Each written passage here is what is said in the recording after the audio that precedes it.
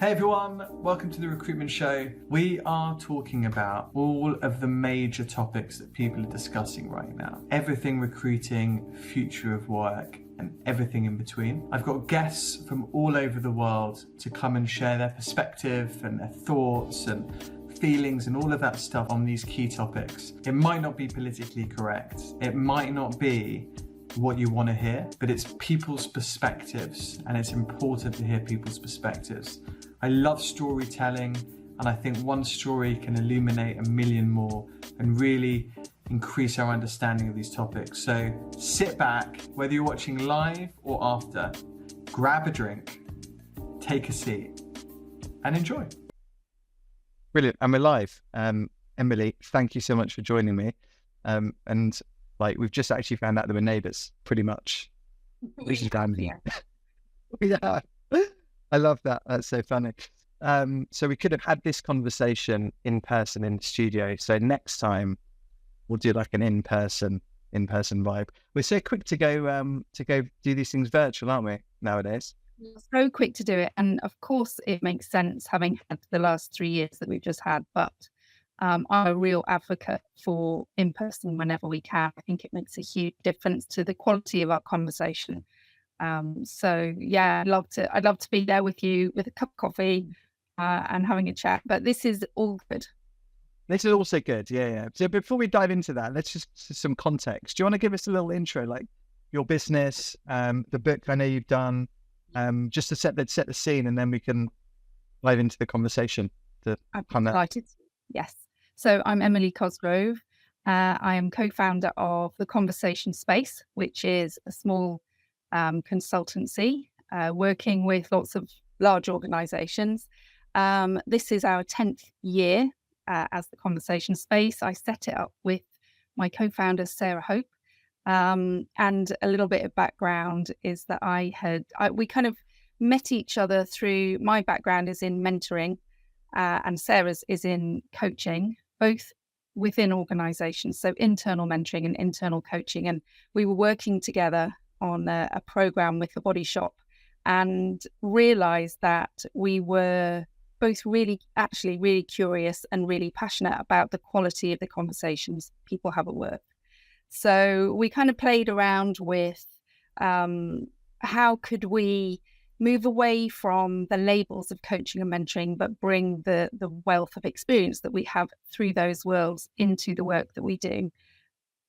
That's how we set up Conversation Space and have worked ever since, providing leadership support, whether that's through entering and reverse mentoring programs, through coaching, or through leadership programs, which focus on conversation. And we talk about strengthening human connection through the power of conversation.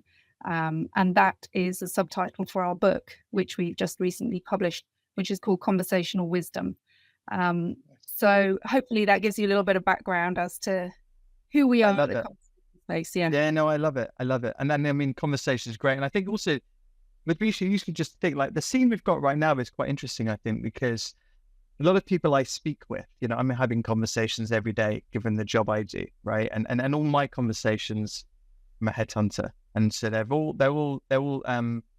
private, right? Like it's, it goes no further. We have one-on-one conversations. It's all completely confidential, and people share a lot of stuff with me, which is incredible. And the one interesting thing that I'm hearing a lot is people are afraid to have proper conversations with people at work. There's we have like the kind of this vibe of council culture, and like it's quite an interesting scenario right now, because a lot of companies, they say like kind of bring your authentic self to work, like come and be yourself. Then you kind of get a sense of, as long as you believe what I believe, otherwise like don't really bring all yourself to work. And then you find, like, just off the back of that people are a little, I don't know whether it's scared, reluctant, cautious. I don't know what quite the right word is, to have a proper conversation with someone. Are you seeing the same? Like what's your view on that? Yes. We are seeing the same. Of course, there's kind of variations of that, but I really hear what you're saying. And I think there is a paradox in the bring your whole self to work, and organisations really understanding the need to give focus to inclusion and belonging at work. And the flip side of that, which is, do I feel safe enough to do this? So absolutely. And I suppose my thoughts around that are a lot of the work that we do begins with talking about creating a conversation space. So how do we create the environment where we feel safe enough to be courageous and to bring ourselves to work? And of course, this is influenced by the work of people like Amy Edmondson, who talks about psychological safety.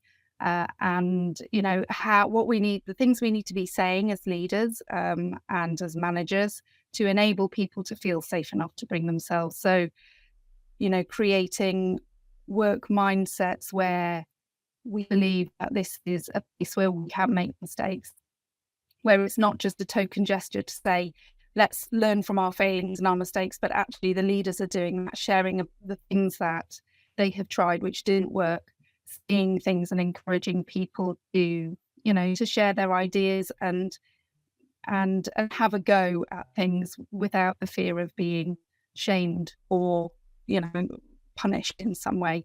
So absolutely, psychological safety is a part of that, and not all leaders know how to do that or even know about it. But I think that's the first stage, and then the second stage is something that we talk about as kind of building on or alongside safe space, which is brave space. And that speaks to your point about kind of being polarized. And brave space is around stepping into and creating environments and cultures where it's safe enough to be ourselves, but then also being able to hold that space when we have different views or disagreements. So, being able to feel confident enough to share my perspective, be able to listen deep to hear your perspective, and then stay in that sometimes really quite uncomfortable place of a different opinion and disagreement. Yeah. It's interesting, isn't it? Because there's so many humans that find it really difficult to have a conversation with someone about something that is emotive or that they disagree with or something like that. I mean, often it's politics is a great example, right? Without it turning into an argument. Yeah. So go on.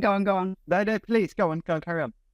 Well, this is the kind of crunchy part of being human, I think. And we talk about being human at work, but what do we really mean by that? And being human means that we turn up with all of our past experiences from childhood, from school, from wherever we went after school.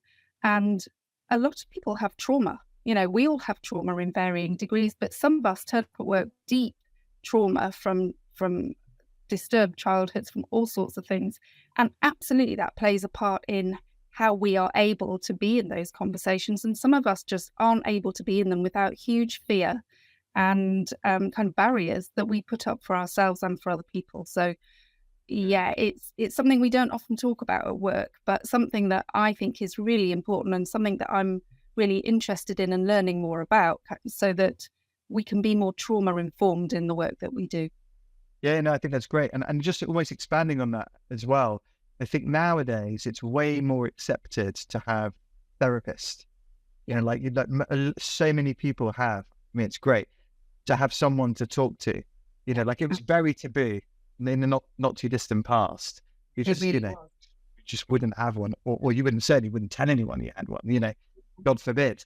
But now it's much more acceptable, if not encouraged, to say, hey, do you know what? Like, I'm really struggling. I'm burning out. I'm going through some stuff. And then I'm speaking with someone, and I think it's a wonderful thing now that more and more people are doing it, and it's more accepted.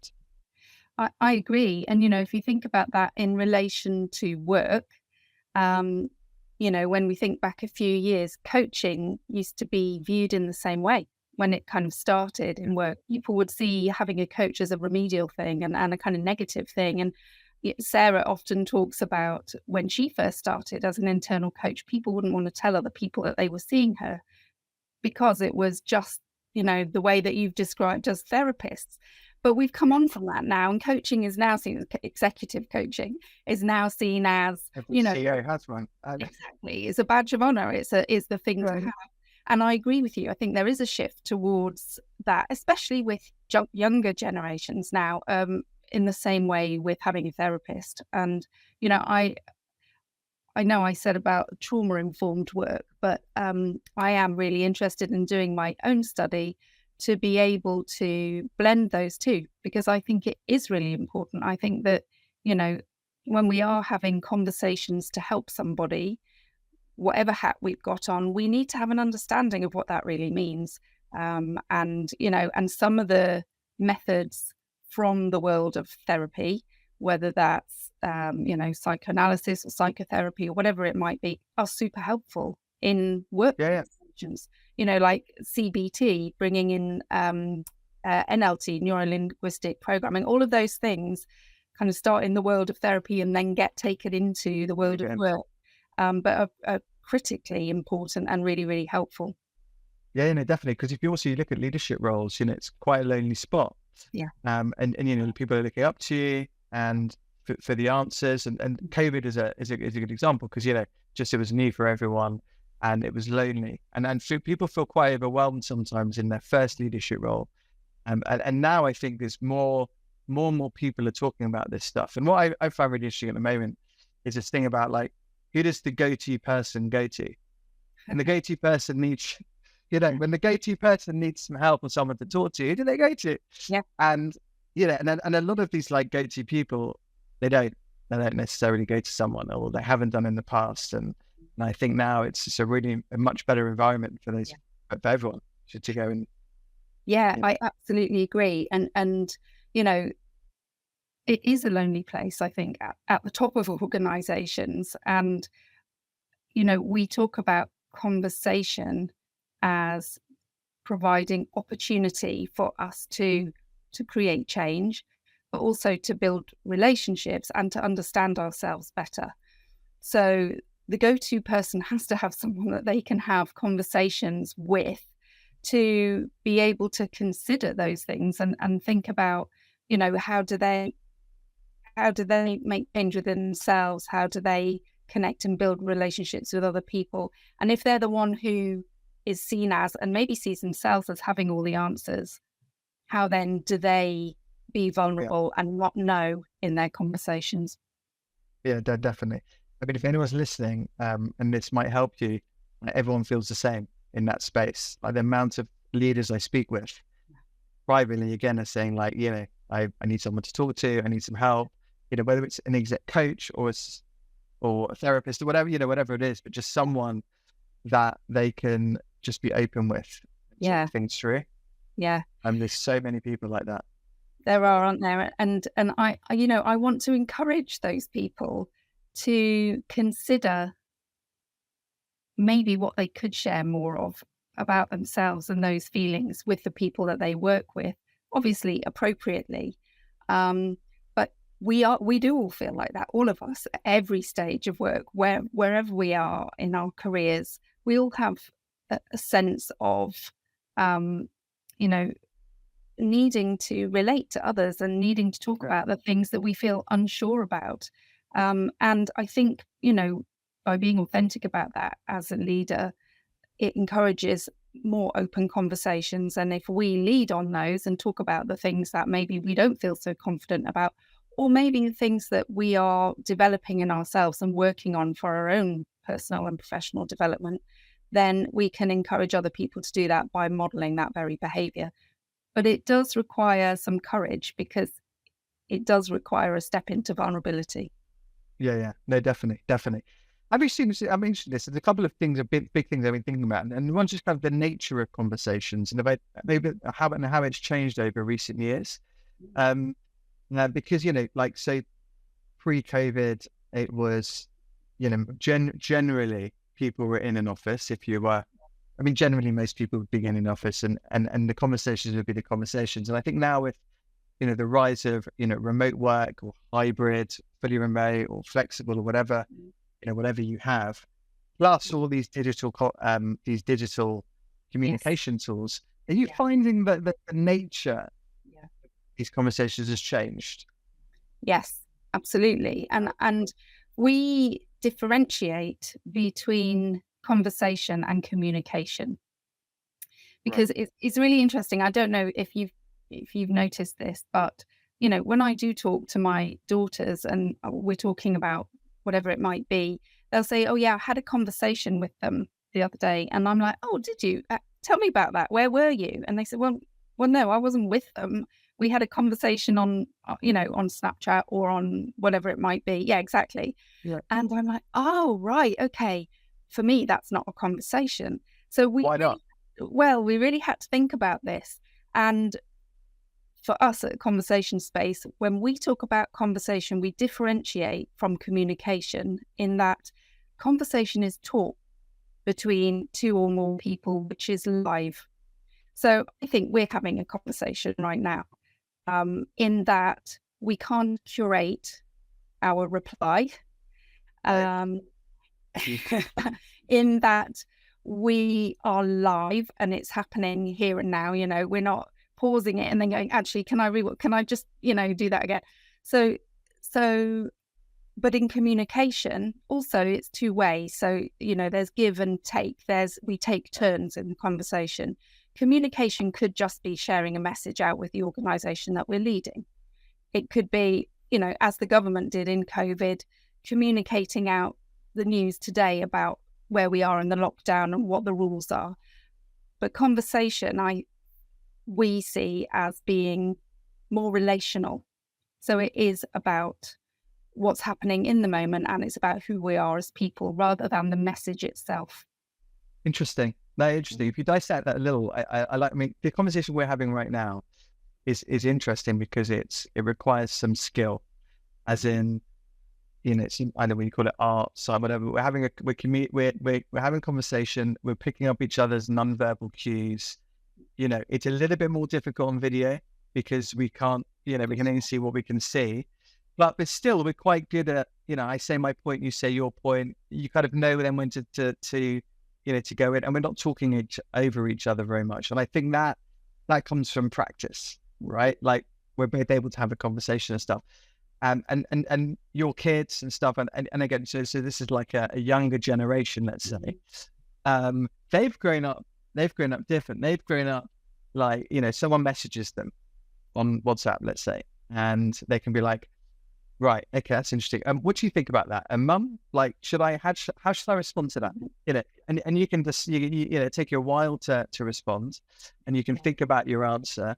And it's a very different, you're right, it's a different type of communication. And I think, it's, and I said the art is lost, but I just think there's so many other ways to communicate now that I think now to get ahead in work, I talk about this a lot, like human skills are so important, but I think you have to be kind of good at all of it now.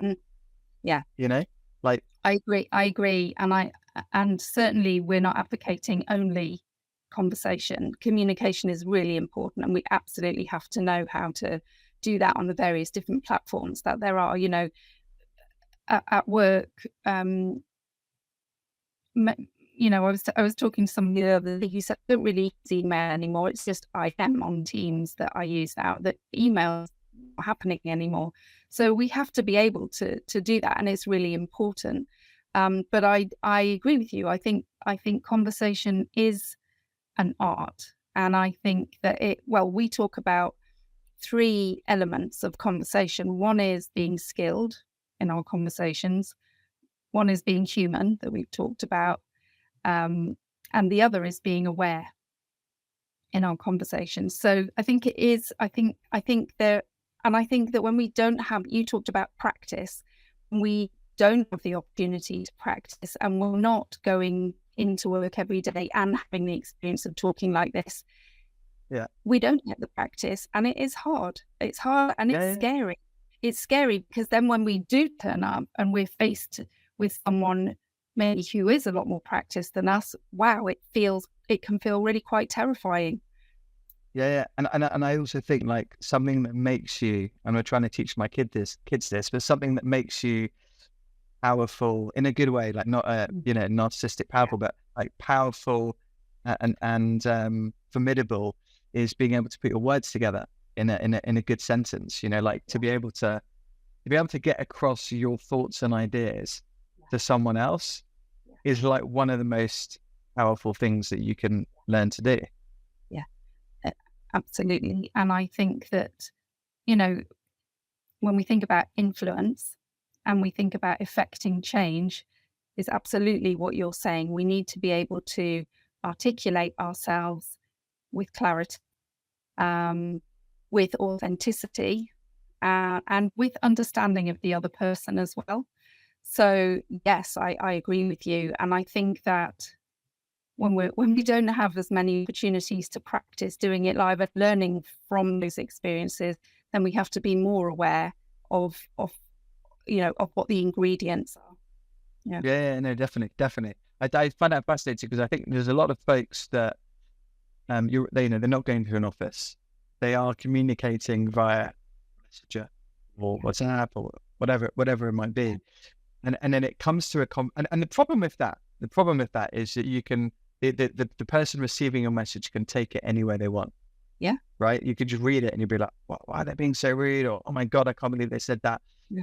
Maybe that wasn't the intent. They just wrote words on the page, and the great thing with conversation is you can essentially really say anything to anyone as long as you say it in the right way. You get this whole, like the way I've put it across, like I can deliver a really difficult, tough message to someone in just in a very soft way by choosing how I say it and the tone. And that's right, exactly. It's the how. The words make up a tiny proportion of what somebody hears. The tone of our voice and our body language is far greater than the words that obviously words are important and words have power, but it's how we deliver them that makes all the difference. So you're absolutely right. If we need to share a difficult message with somebody, but we're able to do it with skill and sensitivity and awareness, then the experience will be very different for both of us. Yeah, no, agreed. And I just also just following on from this human skills. I like the word human because a lot of people use soft skills, hard skills being technical, soft skills being non-technical. Although I think they're not really soft. I think they're just. I like human because it feels more. They're important. Yeah. How can and I think that also you've got all this AI stuff and everything, and that's all coming. But I think AI does AI, humans do human things, and I think they're the skills that really set you apart. And often, if you think about perhaps the folks who you've worked with that are the best people you've worked with, like or the best leaders you've worked with, I think a lot of the time, I'd say generally it's just true, their communication, human skills, the conversation, the way they get across ideas, I think really sets them apart. I absolutely agree with you. And I think that when I think about the leaders who are kind of in that league and some of the things that they do, some of their behaviors and some of the choices that they make that do really set them apart are the human choices. So I remember having a call a few years ago, I think it was right at the start of the very first lockdown, with the head of people at one of the large government departments. And she was in her garden with her shades on. And we were having a really important and a really interesting conversation. And partway through, she said to me, "Oh, look, Emily, I have to tell you that, I'm going to need to go because one of her kids was not very well." And she said, and I'll call you back if I can later. And that was the end of the conversation. And she did call me back later, and she shared with me what had happened. She told me about, the challenges that she was facing. And she was really honest, and she was just herself. She was being who she was rather than head of people at, whatever. Yeah. And it, I thought, well, if you're speaking to me like that, I hope that you're speaking to, all of your teams like that too, because you are role modeling how to be a very human leader. And the fact that we can't separate work and life, especially in those moments, but we bring with us to all of our conversations, all of our lives. We like to think that we can compartmentalize, but we can't really. And we're emotional beings, And when we think we're just going to bring hard skills and forget about the soft skills, I think we lose a huge part of who we are and a huge part of our opportunity to engage really well with the people that we work with. Yeah, no, completely true. Really true. How can you start to develop the communication? How do you develop the conversational skills? Because it's also, the other thing is, it's very easy to send a message, like mentally way easier, right? And I think there's also a little bit of that in play, right? It's just so much easier mentally. Oh, I'll drop them a message and stuff. And for a lot of people, it's difficult to have a conversation. Like, it's difficult to have a difficult conversation. Sometimes it's hard to pick the phone up now. Like, people would rather just. Yeah. Are there any kind of things that you would suggest people work on to have more conversation? Because I think the conversation builds more trust, and the whole thing, like, it's so powerful. What would you suggest? Well, I mean, there's so many different angles to think about that from, but the first one that has come to mind for me anyway are to practice the core skills of conversation, whoever, and it might feel safer to do this at home or with a friend, but practicing how to listen really well and how to ask good questions. I mean, that's conversation 101. But we all think we're better listeners than we are. And we can all ask better questions than the ones we do. Actually, you're doing pretty well, Lewis, today. You're asking some really juicy questions that I'm enjoying. But I'd say to start there, I'd say, be more aware of how well you're listening, and how quickly you talked about, we're not talking over each other, but we're very quick to interrupt and talk over other people, not from a malicious place, but because we're interested in what we're talking, because we've got a story that we want to share, because something that the other person's saying connects with something in us. And, that means that we actually stop listening to what the other person's talking about and we go into our own story. So I would say practice, that's for anyone at any level, practice your listening, practice asking good questions. That would be a first place. No, I completely agree. And if I relate that, it's also interesting because if you are armed with great questions, then you have the power in the conversation. Yes. You have to answer me when I ask you a question, right? Like, it's on you. I'm just waiting, and so if you're prepared to have a conversation, it could be a work conversation, it could be even in an interview, whatever it is. But if you have in your mind, like, stuff you want to know, be curious, there's some standard kind of, open-ended questions, how, what, why, and then it just flows. Yeah. And kind of building on those open questions, though, the who, what, where, why, when, how are the simplest questions that you will ever ask, really powerful one. So what else? Tell me a little bit more about that. Well, I'm interested in that. What else can you share about that? All we're doing is probing for a little bit more, but actually it gives us the opportunity to keep listening, and to think about what's going to be a really useful question next. Because you're right, when we have got good questions, we do have power in the conversation. And, if we feel as though the other person has more power than us in a conversation, that can be a difficult place to be. So there's one other thing that I would say is important to remember in those kind of, if you are in an interview, you may not want to say, I don't know, as an answer to a question, but there is power in giving ourselves permission not to have all the answers. Yeah. There's huge power in that. And I think especially for leaders, when we, as we get higher up in organizations, we feel like we have to have all the answers. And there's great benefit and value in saying, actually, I don't have all the answers and I don't know. So, if you were to ask me a question that I really wasn't sure about, I might say, Lewis, that is a really interesting question.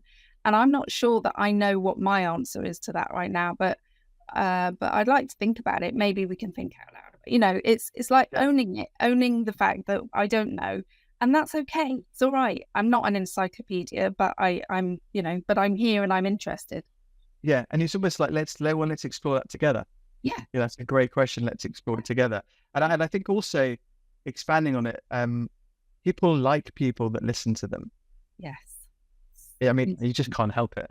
You know, you're listening to me drone on about something or other, like, wow, you know, and I'm just think subconsciously that it's a really wonderful way to build a relationship with someone by being interested. Because you know what it's like we will have these friends that they're not interested in anything you've done, right? That they'll just chat about everything they've done. They won't ask you a question. And then how do you feel like once you've left? You just you know, we all know someone like that, right? We all know someone like that. We do. And and it's really true. So being able to be a great listener is much more powerful than we realize. You know, in terms of building relationships, in terms of being remembered as well. Yeah. I think it's a great point and a wonderful place to end, I think. So thank you so much. Pleasure. It's great. I'm going to put where can we find your book? So you can find our book on Amazon, Conversational Wisdom, Strengthening Human Connection Through the Power of Conversation. And you can find it Routledge published it, and you can find it at Routledge as well. Amazing. And have you done an audio book yet? I think it is available on audiobook. Yes, I think. Amazing. Thank you. Well, we'll put the link in the show notes so anyone can find it. And loved the conversation. Thank you really very much for joining me. And next time, as we're so close, we'll do one face to face. Let's do that. We'll see if the quality of the conversation is any different. But okay, that'd be good. Thank you so much. See you all. Thanks for joining. Liv. Bye-bye, everyone. Thank you so much for watching. Hope you enjoyed it. Please do not forget to subscribe in all the usual places: YouTube, Spotify, Apple Podcasts, anywhere you like to watch or listen to a podcast. Any comments or feedback, please drop us a DM. If you've got anything that you want us to discuss, again, feel free to get in touch. Have a wonderful day.